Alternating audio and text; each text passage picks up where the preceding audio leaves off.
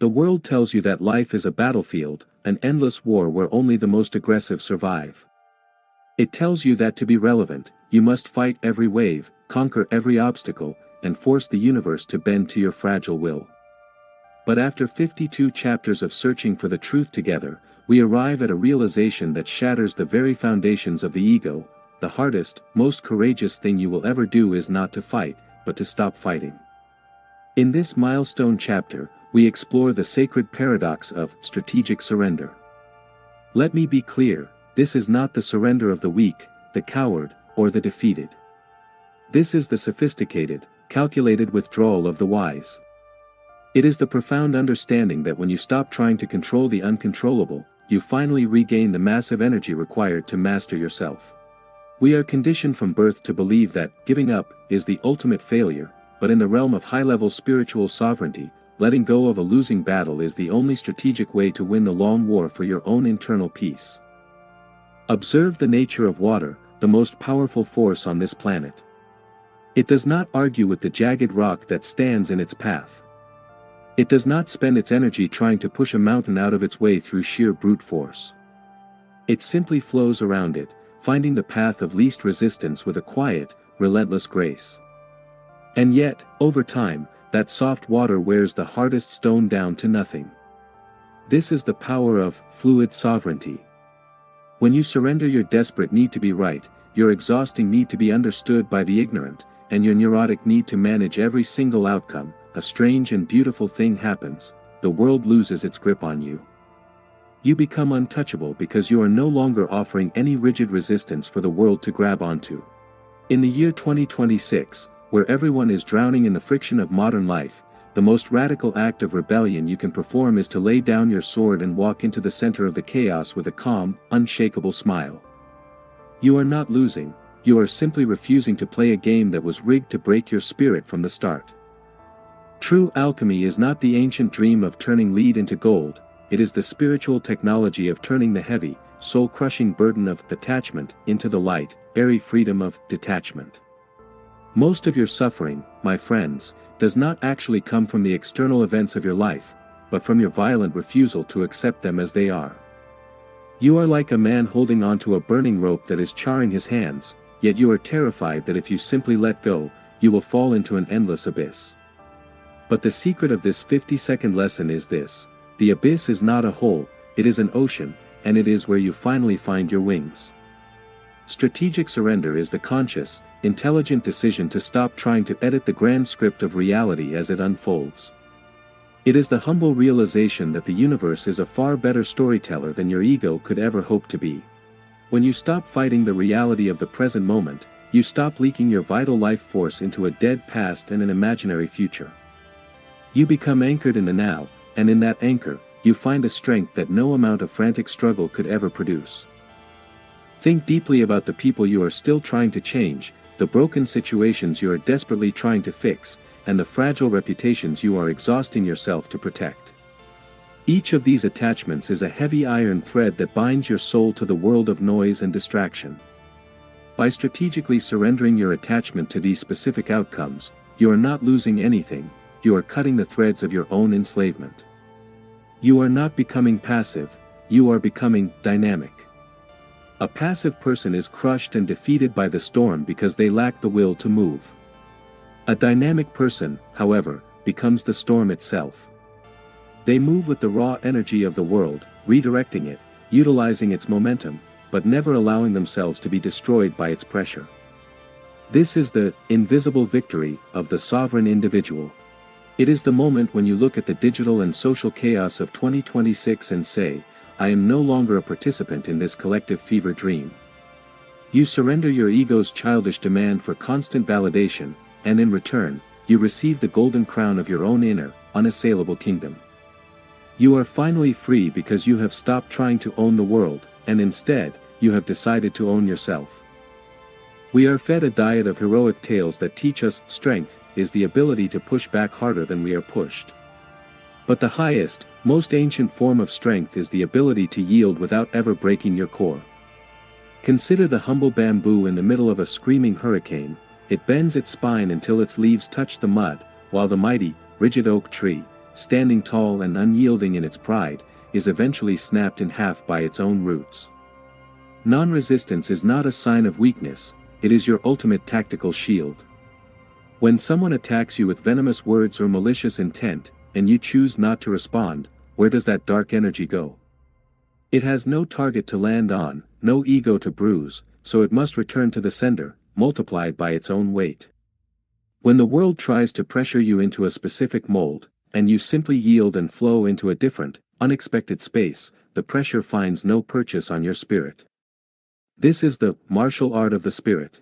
You are using the blind momentum of your enemies to propel yourself further along your own path of evolution. In this hyper-connected digital age, every single algorithm is precision engineered to provoke a reaction from you. Your anger, your righteous indignation, your fear, and your pride are the hooks they use to keep you plugged into the machinery of consumption. Strategic surrender means you finally stop biting the hook. You surrender your self-proclaimed right to be offended by the trivial. You surrender your desperate need to have the last word in an argument that doesn't matter. By doing so, you become a ghost in the machine, untrackable by their metrics, uninfluencable by their propaganda, and truly, radically sovereign. You are building a fortress not out of cold stone and steel, but out of the pure, unadulterated power of radical acceptance. Nothing can hurt a man who has already surrendered his ego to the purifying fire of truth. He has absolutely nothing left to lose in the eyes of the world, and therefore, he has everything to gain in the eyes of the spirit. This is the profound paradox of our 52nd chapter. By giving up the world, you finally possess the only thing that has ever truly mattered, the totality of your own being. There is a celestial difference between action and struggle. Action is the natural, effortless expression of your internal will. Struggle, on the other hand, is the ego's frantic and doomed attempt to force a result that is not yet ready to manifest in the physical world. Most of what you have been taught to call hard work is actually just the friction created by your own internal resistance to the natural timing of your life. Strategic surrender is the high-level mastery of the law of least effort. It is the sophisticated ability to wait in perfect silence for the right wind before you even think about setting your sails. If you try to sail across an ocean in a dead calm, you will only exhaust your body and spirit by rowing in circles. But if you surrender to the stillness, if you honor the waiting, the wind will eventually come, and you will move 1,000 miles with a single, effortless flick of your wrist. This is how the silent masters of history have always operated. They appear lazy or inactive to the frantic masses, but they achieve 10 times more with a mere fraction of the energy because they are moving with the universe, not against it.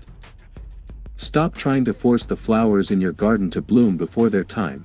Stop trying to push the river of your destiny faster than it wants to flow. Your life has its own internal, divine logic, its own necessary seasons of intense growth and silent decay. By surrendering to these cosmic cycles, you stop being a pathetic victim of time and start being its master partner. In 2026, the world is pathologically obsessed with grind culture, with the poisonous idea that if you aren't suffering and bleeding, you aren't succeeding. Christopher is here to tell you, with the weight of 52 chapters behind him, that this is a magnificent lie. True success is the natural byproduct of alignment, not the brutal result of exhaustion. When you align your personal will with the will of the Tao, the natural order of all things, everything you truly need will find its own way to your doorstep.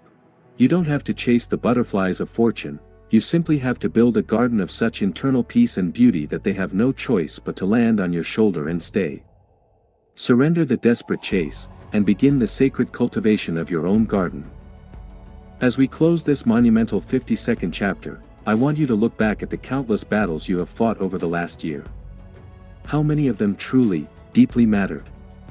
How much of your precious, irreplaceable life force was wasted on people who didn't care and on situations that were never going to change? Strategic surrender is not an act of defeat, it is the ultimate act of radical self-love. It is the holy moment you decide that your internal peace is infinitely more important than your external pride. You are not giving up on your grandest dreams, you are simply giving up the heavy, rusted, and useless armor that was preventing you from ever reaching them. You are stepping out of the arena of public opinion, not because you are afraid of the fight, but because you have finally realized that the arena itself is a collective hallucination. The real world, the world of power and truth, is outside those walls, in the silence, in the flow, and in the unforced beauty of a life lived on its own terms. Carry this hard-won wisdom with you into the coming years. The one who yields, eventually conquers. The one who lets go of the world, finds themselves holding everything that is real. The one who surrenders the fight, wins the only peace that can never be taken away. You are now entering a new, higher level of sovereignty. You are no longer a tired soldier of the ego, fighting for scraps of attention. You are a master of the flow, a sovereign of the unseen. Go back to your life now, but do not take the heavy sword of resistance with you. Walk with open, empty hands. Listen far more than you speak. Flow with the energy of life more than you try to push against it. And watch in awe as the world, which once felt like an immovable mountain in your way, becomes the very wind beneath your wings, carrying you to heights you never dared to imagine. The transmission of the 52nd is complete. Be like water, my friends. Be sovereign.